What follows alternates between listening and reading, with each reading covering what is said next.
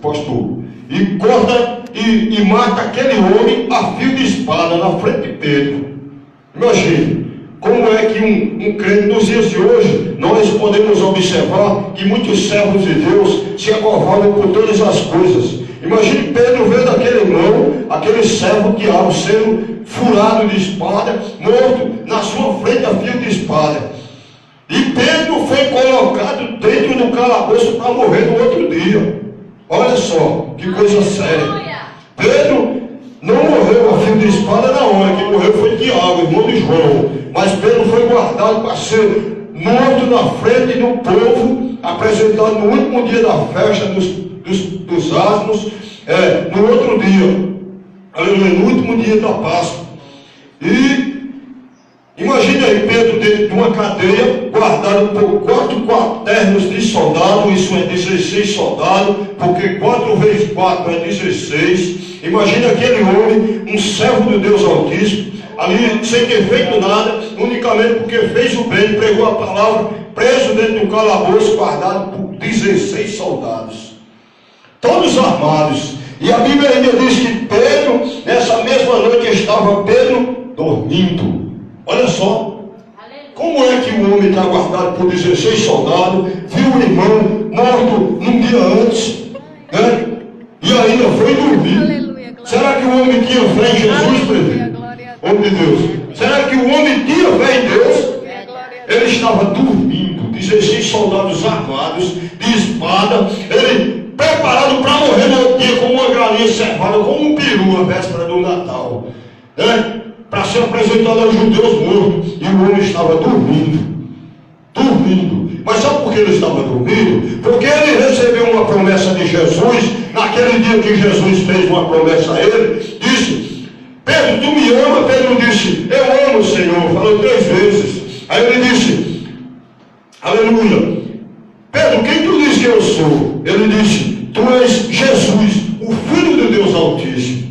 Aí Jesus disse: assim como não confessasse a carne e o sangue, eu também te digo, tu és Pedro, e sobre essa pedra edificarei a minha igreja, e as portas do inferno não prevalecerão contra elas. Foi por causa dessa promessa que Jesus fez a Pedro, que Pedro estava cheio de fé, dormindo dentro do calabouço, preparado para ser morto no outro dia. E a igreja estava fazendo o que, meus irmãos? A igreja estava falando mal de Pedro, a igreja estava perseguindo Pedro, a igreja estava dizendo que Pedro estava pagando por alguma coisa que ele tinha feito a Deus. Porque hoje, quando um servo de Deus passou a prova, os outros dizem: ele está passando isso porque é permissão de Deus, porque Deus quer castigá-lo, porque ele está em pecado, por isso, por aquilo. Irmãos, Deus, aleluia, ele prova aquele que ama. Deus permitiu que Pedro passasse por isso, para que o nome dele fosse glorificado. Aí a igreja está em contínua oração por Pedro, né? Aí, sabe o que Deus faz?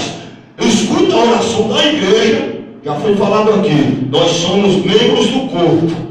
O dedo não é mais do que a mão, o olho não é mais do que o nariz não é mais do que a boca não é mais do que o pé. Um depende do outro. Ninguém aqui é grande o suficiente. O grande aqui suficiente é Jesus. Mas nós temos que andar em comunhão, né? Porque nós somos o corpo. Quando um membro padece, o outro padece junto.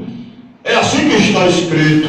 E a igreja estava fazendo uma contínua oração por Pedro. E Jesus, no céu, o Todo-Poderoso Deus, Todo-Poderoso Jesus, que está, é o mesmo Deus, é o próprio Deus. Ele está à direita do Pai, né?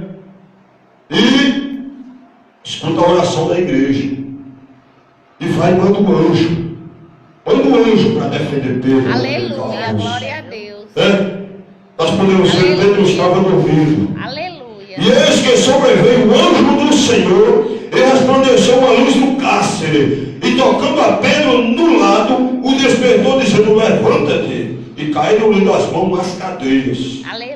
E disse-lhe o anjo: cinge-te e ata tuas sandálias. E ele assim o fez. Disse-lhe mais: lança as costas a tua capa e segue-me.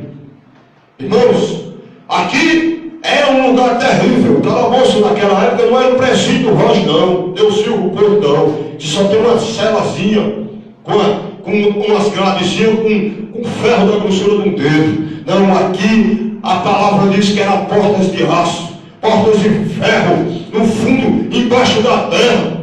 E o anjo foi lá buscar Pedro. Disse: tu sai, e as portas saíram se abrindo sozinha. E Pedro seguindo o anjo. E Pedro pensando que estava tendo uma visão.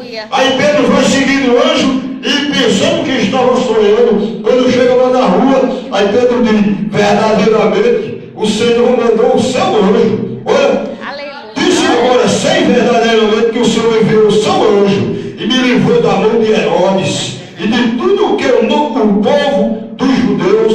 povo dos judeus esperava. O povo dos judeus, amados, eles queriam esperar que Pedro fosse decapitado, como Paulo foi. Eles queriam que Pedro fosse morto, apresentado na rua como Jesus foi naquele tempo antes dessa prisão de Pedro. Os judeus queriam que Herodes matasse Pedro do jeito que matou Tiago.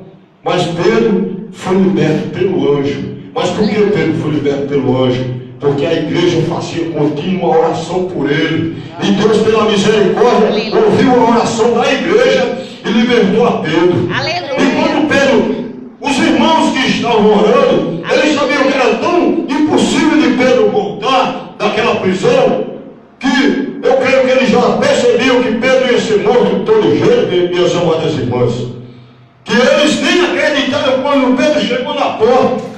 Pedro chega na porta, pastor, de madrugada, bate na porta, a menina que abre a porta nem acredita, fecha a porta de novo e corre para avisar o povo lá dentro e diz que tem um homem aí que parece com Pedro. Nem acreditou que Pedro tinha sido liberto, porque verdadeiramente aqueles homens lá, o rei Herodes, aqueles judeus, eram terrivelmente maus. Eles matavam os crentes, eles matavam verdadeiramente como mataram Jesus, como mataram, aleluia, os servos do Deus Altíssimo, como Mateus. Eles pregaram Mateus a estacas no chão, irmão. Eram muito maus. Eles colocavam os servos de joelho e arrancavam a cabeça com uma espada, com machado, como fizeram com João Batista. E esses homens, verdadeiramente, eles criam, eles tinham união, eles andavam num só espírito, numa só fé. Deus não mudou, irmãos, mas nós vemos hoje, dá uma tristeza tão grande, quando nós vemos a divisão no meio do povo de Deus, a divisão de placas de igreja. Uma placa vale mais do que o sangue de Jesus, porque muitas vezes um crente intrigado com o outro, só cuide uma coisa, só é irmão, só dá a paz do Senhor se congregar junto. Nós somos uma família, independente de placa, irmãos. Nós somos uma família. Aqui na época não existia placas de ministério. Aqui era o corpo de Cristo, verdadeiramente numa só fé, num só